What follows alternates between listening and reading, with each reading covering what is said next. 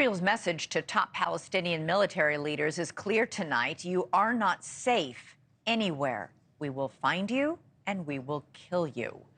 A senior Hamas commander was the latest target in an Israeli airstrike deep inside Lebanon today. Samer Mahmoud, al-Haj, was killed when his car was hit in the coastal city of Sidon, about 40 miles from the Israeli border. The IDF says al-Haj recruited and trained terrorists to attack Israel. It comes after the death of Ismail Haniyah, the man known around the world as the public face of Hamas. He was killed in Tehran last week in an assassination plot that Iran blames on Israel. Israel has not publicly claimed credit. A bomb went off in the dead of night in the bedroom where Haniyah was staying, in a tightly guarded guest house of the Iranian National Guard. It was around 2 a.m. The bomb was reportedly planted under the bed 2 months earlier and was triggered remotely. The guest house is part of a bigger complex in a high-end neighborhood in the Iranian capital. Haniyah reportedly stayed there many times before. He was a guest of Iran, visiting for the inauguration of Iran's newly elected president.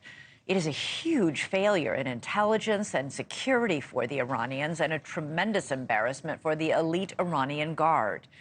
Even as Israel braces for Iran to avenge Haniyah's assassination, top Israeli officials have warned since October 7th that they are on a mission to find leaders of Hamas wherever they are in the world and eliminate them.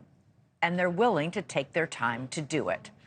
The promise has echoes of the aftermath of the Munich Olympics massacre in 1972 that killed 11 Israeli athletes.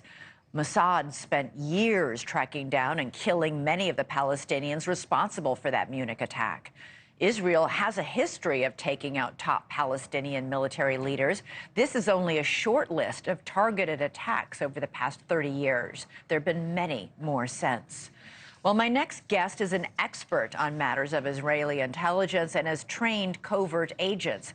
Joining me now is Amit Assa, retired colonel from the Israeli Intelligence Secret Service. He's also the author of the book Infiltration Games.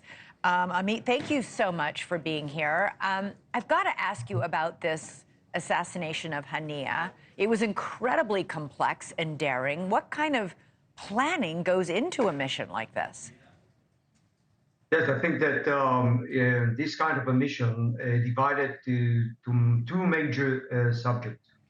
First is the intelligence, is the ability to know the exact place and the exact position that you will find this man. And the other one is the ability to strike this place operationally.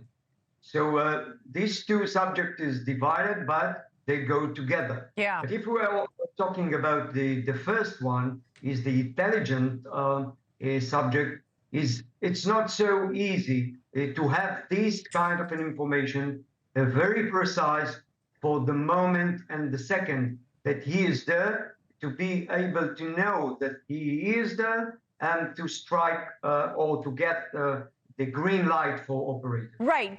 Just before you go on to point two, on that point, they apparently planted the bomb 2 months earlier. We'll get to how they did that in a second. How did they know he was in that bed that night? Was it bugged or something? Or how did they know?